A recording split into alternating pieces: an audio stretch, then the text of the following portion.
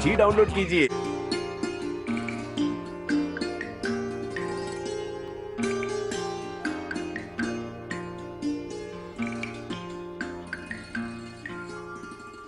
नाजरीन आदाब, कारवानी शऊर की आज की किस्त में आपका इस्तकबाल है, आपका खैर मकदम है। आप जानते हैं ये हकीकत में शऊर ही है जो इंसान को इंसान बना देता है। जानवरों में भी शऊर होता है लेकिन उसकी हद मुकर्रर होती है। आदमी का शऊर जो है वो कहीं इसको आसमानों में पहुंचा देता है और कहीं न होने की वजह से ज़मीनों में गाड़ देता है। अल्लाह का शुक्र है कि हम ऐसी दुनिया में रह रहे हैं जिसमें साहिबानी शऊर का एक ऐसा काफ़िला रवां दवां है और रिवायात की ऐसी अमानतदारी कर रहा है ये काफ़िला कि हमें नई नई चीज़ें भी मिलती हैं और रिवायत की पासदारी भी मिलती है। आज देखा जाए तो हम उस दुनिया में रह रहे हैं जिसमें चैलेंजेस हैं, इनकलाब आए हैं, किससे? टेक्नोलॉजी से, मगर उसके बावजूद जो रिवायात हैं वो हमारी रगों में इस कदर पैवस्त हो चुकी हैं कि हम उन रिवायात के सहारे, उन रिवायात के साथ साथ ही इन चैलेंजेस का मुकाबला भी करते हैं, इनको अपनाते भी हैं और इनको अपनी ज़िंदगी में दखील होने का मौका देते हैं। आज के इस प्रोग्राम में हमारे साथ जो तशरीफ़ फरमा हैं इस सेट पर वो हैं डॉक्टर नुसरत साहिबा। डॉक्टर नुसरत साहिबा का मामला ये है कि ये न सिर्फ़ उर्दू की तालिब इल्म है बल्कि उर्दू की तदरीस में भी इनका दखल है और ख़ुद लिखती हैं। और आज नुसरत साहिबा हमने जिस ज़मीन का इंतखाब किया है और उस ज़मीन के जिस सपूत का इंतखाब किया है वो आ चुके हैं सामने।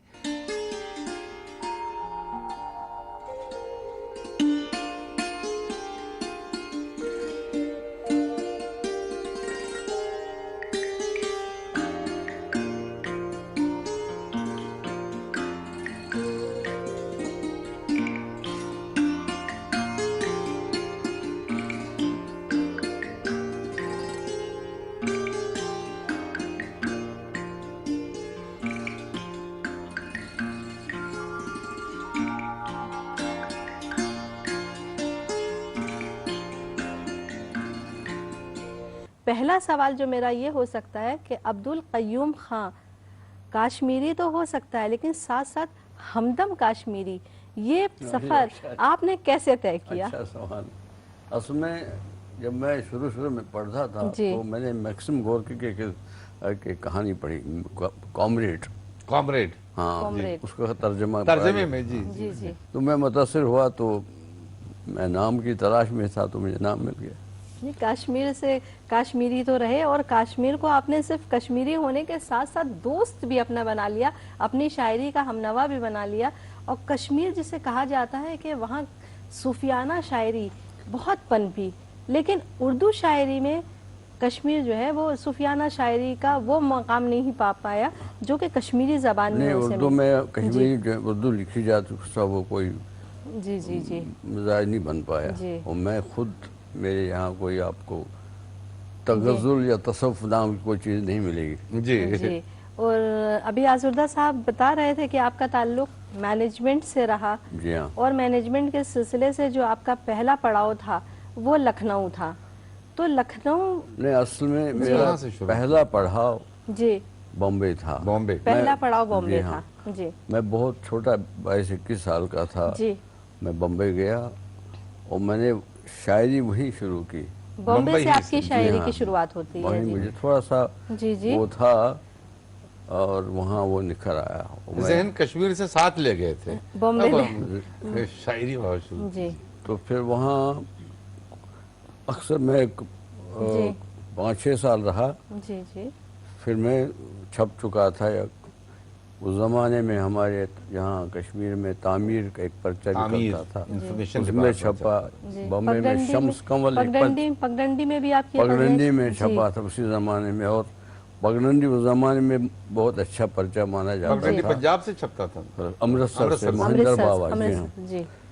और एक पम्पोश नाम का एक पर्चा दिल्ली में छपता था, हिंदी उर्दू में जी। उसमें छपा हूँ मैं। और शम्स कंवल बम्बई से निकालते थे वो एक पर्चा फनकार जी। उसमें छपा हूँ। और कई एक उस ज़माने में। जी, आपने बताया कि आपकी शायरी ने बम्बई से, आपकी शायरी को जिला मिली, तो बॉम्बे में आप किससे मुतासिर हुए, और ये कि आपकी शायरी वहाँ से शुरू होने की वजह क्या थी? नहीं, वजह तो मैं नहीं बता सकूंगा। अलबत्ता ये कुछ तो है जिसकी पर्दादारी है। जी, अलबत्ता ये है कि उस ज़माने में नासिर काज़मी का तोता बोलता। जी, तूती बोल रहा था। हाँ, जी, तो नासिर काज़मी से हम भी थोड़ा मुतासिर हुए। जी जी। फिर आगे चलकर हमने तकरीबन सब अच्छे शायरों को पढ़ा। वहाँ मेरे ऑफिस के पास एक बिल्डिंग में जी, राइटर्स एम्पोरियम नाम का एक इदारा था, जी, जी, जहाँ किताबें मिलती थी और ख़ास तौर से पाकिस्तानी लिटरेचर मिलता था। जी, जी। आपने शायरी में शर्फ तलम्मुस किससे हासिल किया? ये मेरी बदकिस्मती, ये कहें मैं आपको उस्ताद नहीं है और न मेरा के फूलों की तरह से खुदरव है। ये खुदरवी भी मेरे ख्याल से, मेरा ज़ाती ख्याल है कि शायद उस्ताद होना चाहिए, क्योंकि मैं कई बार भटक गया। जी, उस्ताद आपको भटकने नहीं देगा। जी, या तो आपको स्ट्रिक्टली उसके अहकाम पर चलना है, या तो फिर उस्ताद की जरूरत लेकिन नहीं आपकी है। ये खुशनसीबी रही कि आपको ऐसी निशस्तें मिली जहाँ से आपको तहरीक मिलती रही और आप आगे बढ़ते रहे। तो ऐसी कोई याद आपकी जुड़ी हुई है इन निशस्तों से? बीसों यादें हैं। मतलब वहाँ मैं जब वहाँ था लखनऊ में, तो वो थे के नैयर थे, रेडियो के डायरेक्टर हो गए। रेडियो के। तो एक बार उन्होंने कहा, भाई तुमको मैंने तुम्हारा इंतखाब किया है, मैं हमदिया मुशायरा कर रहा हूँ रेडियो की तरफ से, और तुम्हारा नाम भी रखा है मैंने, तुम मेरे लिए कश्मीर हो। उर्दू के प्रोड्यूसर वहाँ उस वक्त शफात अली साहब थे। शफात अली, वो कह रहे थे तुम मेरे लिए कश्मीर हो, बड़े प्यार से कहते। बड़े सलाम संदेलवी के भाई थे, जिन्होंने रुबायात पे काम किया। तो फिर मैं जब गया तो अल्लाह का करम है, मैंने अच्छा लिखा और पहले मुझसे पढ़वाया गया। मैं शायद छोटा सा उसे पसंद किया, सराहा। बिल्कुल। और आज़ुर्दा साहब, बात हम लखनऊ की कर रहे हैं, तो क्यों ना हम ऐसा करें कि हम यहाँ हमदम काश्मीरी साहब को आतिश की गज़ल सुनवाते हैं। जी, ख्वाजा हैदर अली आतिश, वो भी लखनऊ की नवे शनाख्त है। बिल्कुल, उनका लहजा बिल्कुल दिल्ली का भी मालूम होता है और लखनऊ के तो वह हैं ही। लेकिन एक बात की तरफ में और इशारा करना चाहूँगा इससे पहले कि आप ये गज़ल सुनवाएं आतिश की, कि लखनऊ और कश्मीर का बहुत पुराना रिश्ता रहा है। लखनऊ में कश्मीर के बहुत लोग आके आबाद हो गए थे। अच्छा, एक मोहल्ला ही ऐसा है कश्मीरी मोहल्ला, उसके अलावा गोलागंज में, जिसको मकबरा कहते थे, वहाँ कश्मीरी रहते थे। और अवध की पहली तारीख जिसने लिखी वो भी कश्मीरी था, सैयद कमालुद्दीन हैदर, सामान्य सलातीन अवध। और उस आदमी ने ऐसा किया, अच्छा ऑब्जर्वेटरी का मुलाजिम था, वो प्रोफेसर नहीं था, न हिस्टोरियन था, ऑब्जर्वेटरी में मुलाजिम था। और अंग्रेजों ने जब रिव्यू कराया उसका, तो उसके रिव्यू में एक जुमला लिख के आया, तारीख साथ खैर ख्वाही के नहीं लिखी गई। इस तरह से सवाने सलातीन अवध छपी नहीं, और वो बेचारा बगल में दबाए शहर शहर गांव गांव घूमता रहा, छिपाता रहा उस किताब को।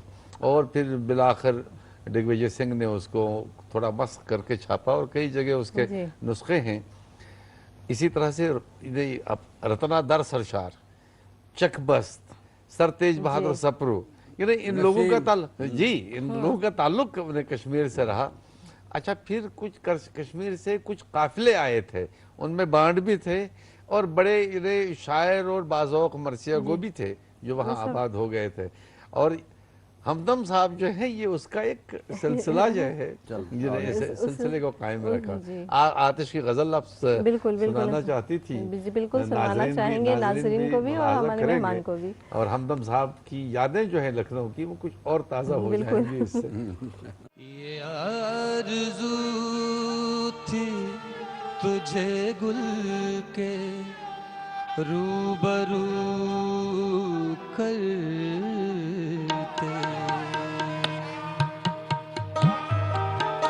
ये आरज़ू थी तुझे गुल के रूबरू करते, ये आरज़ू थी तुझे गुल के रूबरू करते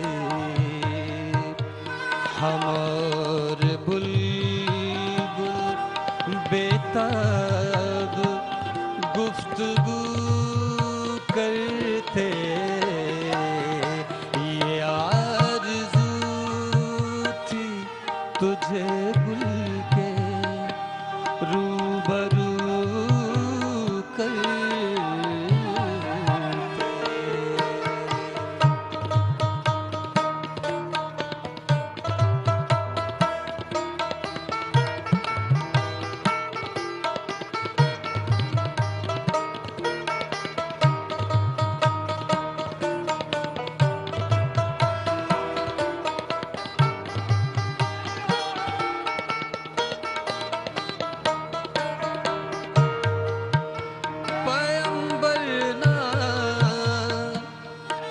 मयस्सर हुआ तो खूब हुआ, पैगंबर ना मयस्सर हुआ तो खूब हुआ, ज़बान गैर से क्या शरे आरज़ू करते हम और बुलबुल बेताब गुफ्तगू करते ये आरज़ू थी तुझे गुल के रूबरू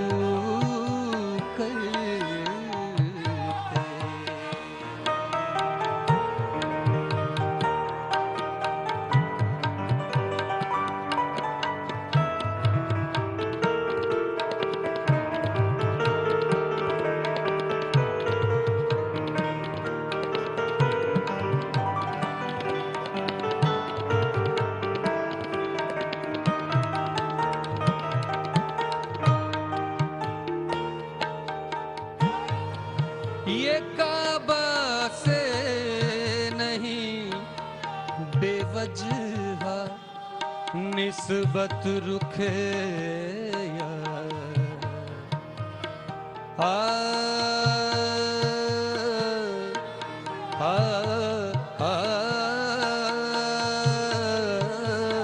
आ आ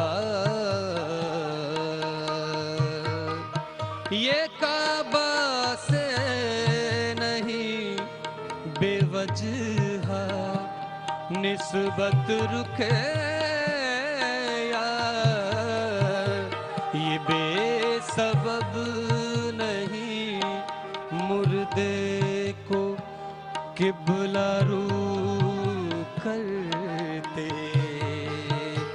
हम और बुलबुल बेताब गुफ्तगू करते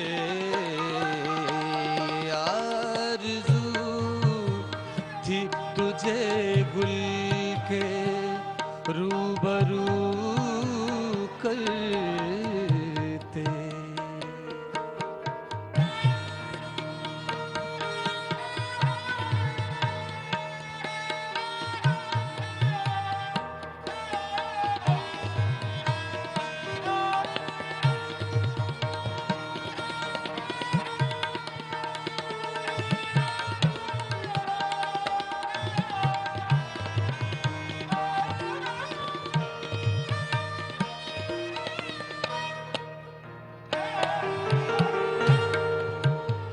न पूछ आल में बरगश्ता ताला आतिश, न पूछ आल में बरगश्ता ताला आतिश, बरसती आग जो बारां की आरज़ू करते हम और बुलबुल बेताब गुफ्तगू करते, ये आरज़ू थी तुझे गुल के रूबरू करते।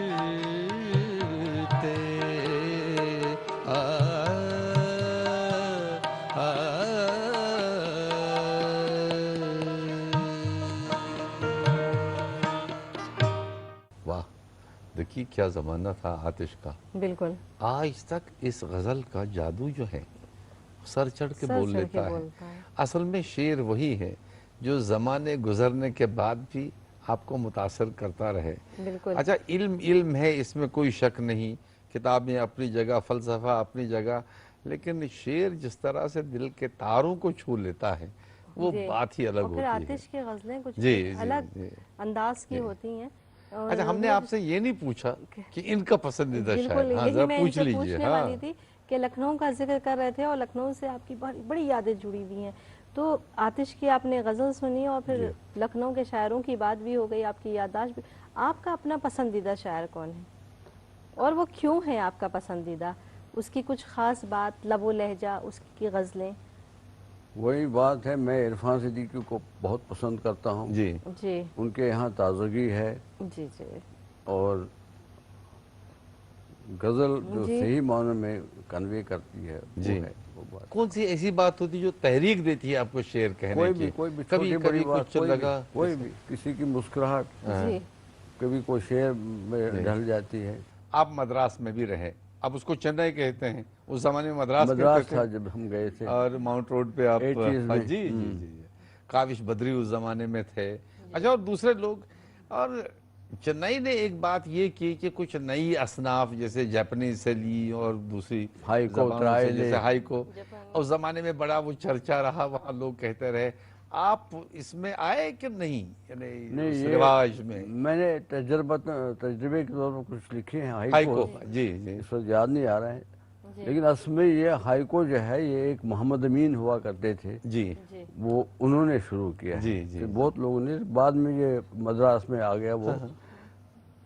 तो मद्रास में और काविश बद्री के अलावा हमारे एक बहुत ही खूबसूरत लब लहजे के दोस्त थे अमीर हसन, जी जी बहुत उम्दा, लेकिन वो जल्द मर गए। जी जी। ये पहले हमें अपना कलाम सुनाए हाँ, कुछ अरे हम सुनना चाहेंगे मैं आपसे, हमारे चंद नाज़रीन अशार और सुनेंगे। फिर आपसे और सवाल करेंगे और तब आप देखेंगे कि आप जरूर। कितनी बातें हमें छुपाते हैं और कितनी बातें हमें बताते हैं। जरूर, मैं गजल के चंद अशार सुनाऊंगा। इरशाद। अर्ज क्या है, शाह आए, शाह आए, शाह आए न गदागर आए, हाँ।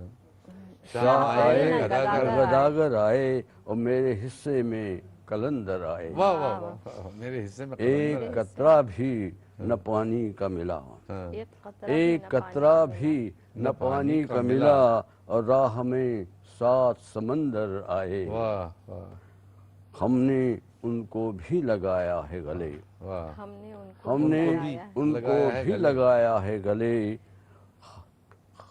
हाथ में लेके जो खंजर आए। वाह, हमने उनको भी लगाया है गले, हाथ में लेके हाथ खंजर में आए। लेके जो खंजर आए।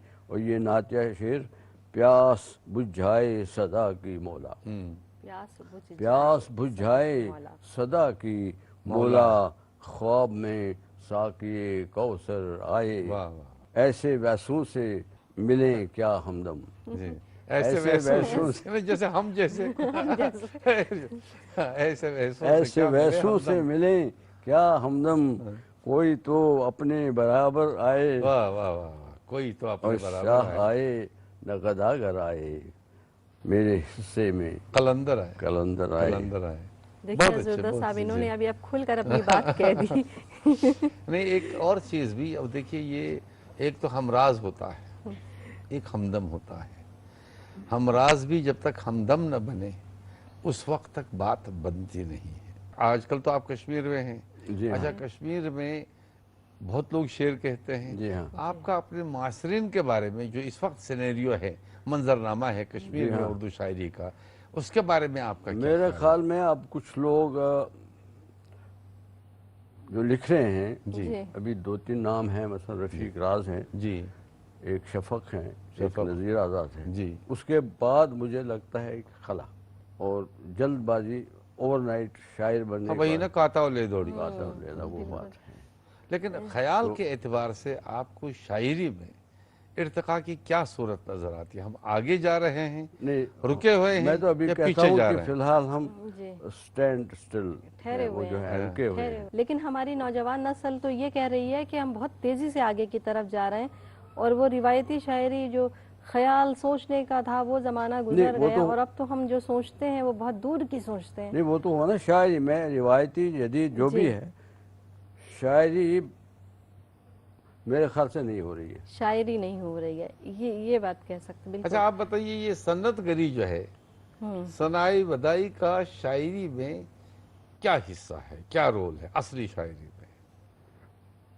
भैया एक मौजू शेर होना ज़रूरी है। हाँ। उसमें फिर जितना आप भी रंग रोगन करेंगे, जितना भी कोशिश करेंगे इसको खूबसूरत बनाने की, जी। बुनियादी तो ये बात है कि आपका शेर मौजू हो। और वो बहुत ही मशक्कत के साथ उसमें लफ्ज बदलना वो और इस क्राफ्ट तरह की हुआ। बातें पैदा करना, क्राफ्ट। वो तो क्राफ्ट हुआ, महज क्राफ्ट नहीं चलता है ना। क्योंकि अक्सर ऐसे शायर नजर बुनियादी आते तो हैं। शायरी होनी चाहिए, जी फिर मौजू हो, फिर क्राफ्ट तो अपना रोल है उसका। आप क्या समझते हैं शेर क्या होगा, क्या होना चाहिए? अगर इमीडिएटली कन्वे न हो लेकिन देर से कन्वे हो, जी जी। वो कुछ मतलब किसी न किसी स्टेज जो पे कन्वे बिल्कुल करे वो। आपको कन्वे अपनी होना तरफ चाहिए। ये मुतवज्जे नहीं कर कि ले। आप मेरे शेर का आप जी। नहीं समझे, लेकिन थोड़ी देर के बाद या कुछ इस पर गौर करने से आप शेर समझ जाएंगे। जी। एक आखिरी सवाल मैं आपसे ये करना चाहूंगी कि आपके ये दोनों मजमुए यहाँ मौजूद हैं, जी हाँ। धूप लहू की और वरक़े सादा, तो आपने एक धूप लहू की रखा और दूसरे का नाम वरक़े सादा क्यों रखा, जिसमें आपकी गजलें हैं हालांकि और बाकायदा छपा छपी हुआ हुई लिखा हैं। हुआ है और किसी वरक़े सादा फिलासफर ने कहा था, और इस वक्त नाम नहीं याद आ रहा है मुझे, कि don't waste a blank paper unless you mean it, you mean something. जी। यानी कोई मकसद की बात अगर आपको कोई लिखना है तो कागज लिखिए, सियाह नहीं तो जो भी है, नहीं तो इसको सादा नहीं तो आप रखिए। सादा ही रहने दीजिए। यानी ये तो बज़ाहिर- मेरी कोशिश यही है कि कुछ कन्वे करूं, जी। तो अगर कुछ थोड़ा बज़ाहिर बहुत ये भी वरक़ कन्वे होगा सादा तो मैं है। समझूंगा मुझे कामयाबी मिली है। क्या इससे हम ये समझें कि अगर हमारी आंखों में हुस्न की दाद देने की कुव्वत नहीं है, अप्रिशिएट करने की कुव्वत नहीं है, तो हमें देखना ही नहीं चाहिए? जाहिर है। जी और मेरे ख्याल से बहुत गुफ्तगू इनकी हमने गज़ल इनसे भी तो- कर ली गज़ल है भी तो और सुनाना हम पड़ेगी, चाहेंगे वो कि हम आपकी एक गज़ल भी साज के साथ अपने नाजरीन को सुनवाएं। और नाजरीन, हम आपको हमदम काश्मीरी की एक गज़ल साज में सुनवाएंगे, लेकिन हमारे मेहमान को हम यही इनका शुक्रिया अदा करते हैं और कहते हैं कि आपका बहुत बहुत शुक्रिया, आप यहाँ आए, हमारे इस कारवाने शऊर का हिस्सा बने और आपसे यकीनन फिर कभी ज़रूर मुलाकात होगी। और इनकी सादगी की दाद आप इनकी ज़रूर दीजिए। बिल्कुल बिल्कुल आपकी इंशाअल्लाह, सादगी की दाद देते हैं। और नाजरीन, फिलहाल आप लोगों यहीं का तक हमारा कारवाने शोर, अगली किस्त में फिर आपसे मुलाकात करेंगे किसी नए मेहमान के साथ। तब तक के लिए खुदा हाफिज़।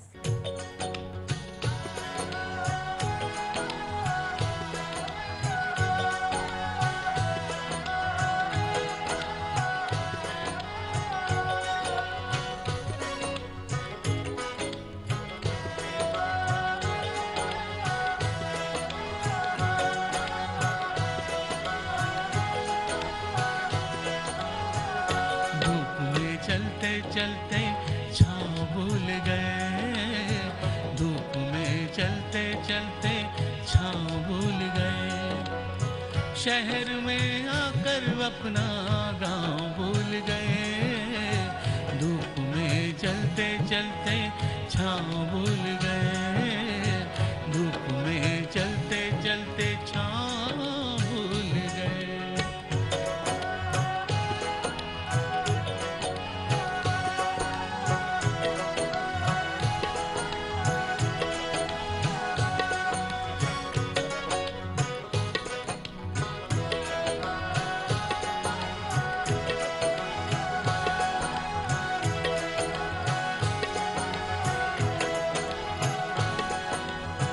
तस्वीर तस्वीरों का कोई तो उनवां मिले, तस्वीरों का कोई तो उनवां मिले। चेहरे याद है लेकिन नाम भूल गए, चेहरे याद है लेकिन नाम भूल गए।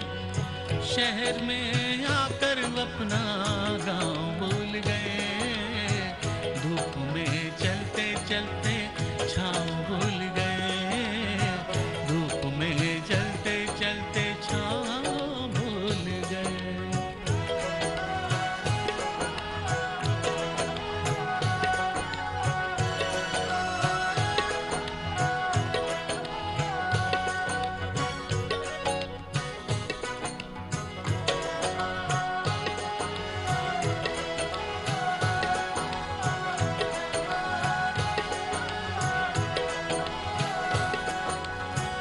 दफ्तर से बेजारी रास्ते की बेगा, दफ्तर से बेजारी रास्ते की बेगा।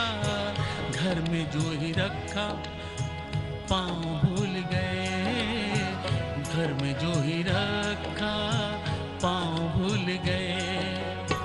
शहर में आकर अपना गांव भूल गए, धूप में चलते चलते छाँव भूल गए, धूप में चलते चलते छाँव भूल गए।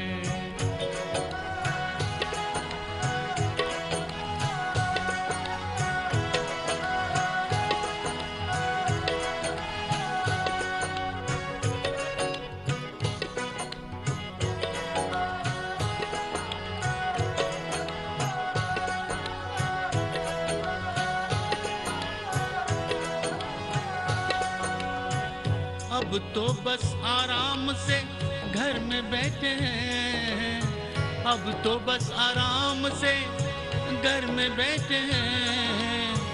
कैसा चक्कर कैसा पाँव भूल गए, कैसा चक्कर कैसा पाँव भूल गए। शहर में आकर अपना